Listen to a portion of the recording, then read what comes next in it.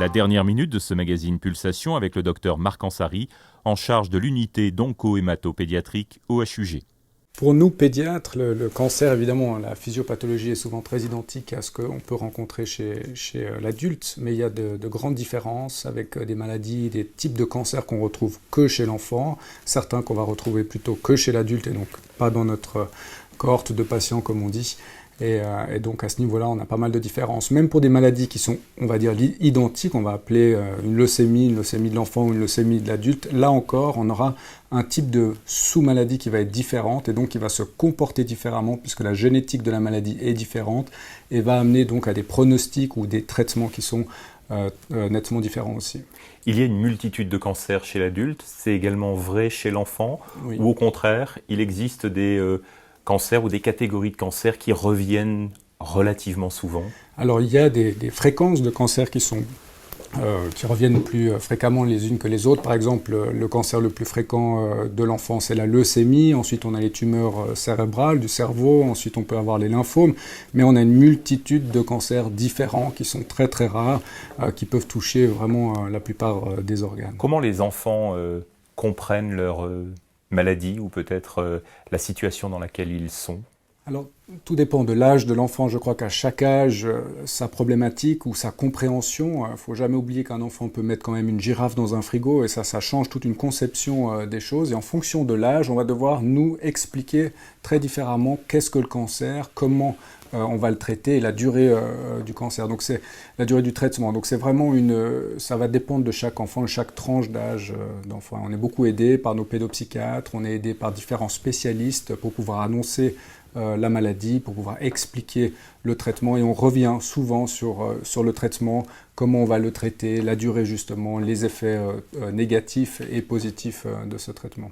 Comment un diagnostic se pose, après quel type de recherche ou d'analyse? Donc tout dépend là encore du type de cancer qu'on va avoir, mais très souvent on va devoir faire des imageries, mais avant ça un examen clinique très pointu si possible, ensuite accompagné d'examens d'imagerie médicale, puis des examens biologiques en même temps, et souvent on va devoir arriver à une biopsie d'une masse ou une prise de sang pour rechercher par exemple une leucémie, voire une aspiration médulaire de la moelle osseuse pour pouvoir confirmer un diagnostic de leucémie. Donc il y a souvent un geste chirurgical accompagné pour pouvoir confirmer un diagnostic.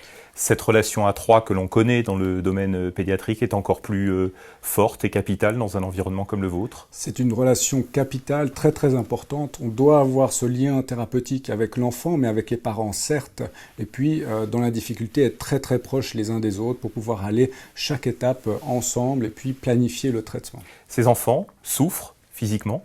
Ils sont dans la douleur? Oui, ces enfants souffrent, hein, ça c'est sûr. Un cancer, c'est quand même pas une petite chose, mais de moins en moins, on a des thérapies vraiment pour pouvoir les soulager à plusieurs niveaux. Et donc la douleur physique est de moins en moins présente. Il y a encore une douleur morale qui est très importante. Souvent, on voit l'enfant pleurer, pas forcément quand on lui annonce la maladie, mais le fait qu'il ne va pas pouvoir ou aller moins à l'école que prévu. Et ça, pour eux, c'est très très difficile à entendre. Et là encore, ceci va dépendre de l'âge de l'enfant. Un enfant en bas âge ou un adolescent va répondre de manière très très différente à toutes nos questions et aux conversations qu'on aura tous ensemble. Vous évoquez le soin.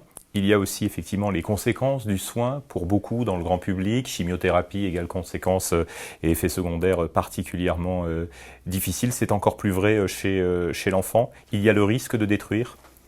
Oui, le risque de la toxicité est très important de nos médicaments. Aujourd'hui, on a réussi, comme je disais tout à l'heure, à pouvoir améliorer le pronostic de guérison de tous ces enfants, mais au détriment d'une toxicité qui est non négligeable. Donc tous les protocoles de traitement qu'on essaye de mettre en place, toutes les recherches que nous faisons, on essaye de diminuer maintenant cette toxicité tout en maintenant un niveau de guérison excellent. Et donc beaucoup de recherches tournent autour de cette problématique-là pour pouvoir ajuster de mieux en mieux les traitements et avoir une médecine de ce qu'on appelle une médecine de précision, où on va regarder selon la génétique de la maladie de l'enfant, selon la génétique de l'enfant même, selon le type de traitement qu'on va utiliser, qu'est-ce qu'on va pouvoir mettre ensemble pour pouvoir arriver au meilleur traitement avec une toxicité amoindrie. Vous avez une unité qui est particulièrement protégée, avec des portes présentes quasi en permanence. C'est une unité à part dans un hôpital ? difficile à répondre parce que j'ai toujours été pratiquement que dans cette unité au HUG. Donc cette unité, oui, à part, dans le sens que les enfants sont immunosupprimés. Donc ils ont une fragilité de par leur système immunitaire qui est amoindri. Et donc on doit les protéger de l'environnement. Des petits virus ou des petites bactéries qui pour nous ne feraient pas grand-chose, pour eux peuvent vraiment les amener à une situation qui serait dramatique. Et donc on doit les protéger leur environnement, les visites qu'ils ont, et donc avoir cette unité très particulière en pression positive avec des filtres spécifiques. Au-delà du caractère protégé, comment vit cette unité ? On a le sentiment qu'il y a un échange entre les soignants eux-mêmes, une relation aussi avec le patient totalement différente, et des parents ou un proche entourage qui vit aussi presque au quotidien. Ça aussi, ça lui donne une caractéristique particulière. Oui, c'est une famille quand même, cette unité, puisque effectivement les enfants vivent des fois de longs mois ici, les parents aussi, on a une douche pour les parents, on a une cuisine pour les parents, Pâques vient d'avoir lieu, on a pu fêter Pâques ensemble, Noël se fête à l'hôpital, et vraiment il y a toute une relation qui se fait, une relation de confiance qui se fait, une relation de proximité également avec les patients, puisque tout le monde vit là 24 heures sur 24, 7 jours sur 7. Quel type de profession on retrouve dans une unité comme la vôtre ? On a la chance d'avoir une unité comme celle-là qui va nécessiter une prise en charge pour le patient multidisciplinaire, et donc on a vraiment beaucoup de professions différentes, des pédopsychiatres, différents compteurs, des biologistes, des médecins, des infirmières évidemment. Bref, je ne pourrais pas tous les citer, mais on a vraiment une grande palette de professionnels très différents et surtout très complémentaires pour arriver justement à un traitement optimisé et une prise en charge globale de l'enfant et de sa famille au mieux.